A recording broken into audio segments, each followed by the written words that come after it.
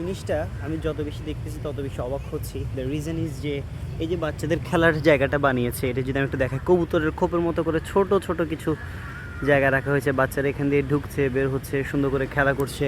So the design, every single thing is, কি বলবো, মানে প্রশংসা করার মতো জায়গা একটা। খুব সুন্দরভাবে জিনিসটা বানানো হয়েছে। এখানে একটা, এটাই কি বলে, আমার নামটা এক্স্যাক্টলি আসতেছে না, ঝুলন্ত ব্রিজ টাইপের একটা ব্রিজ করেছে।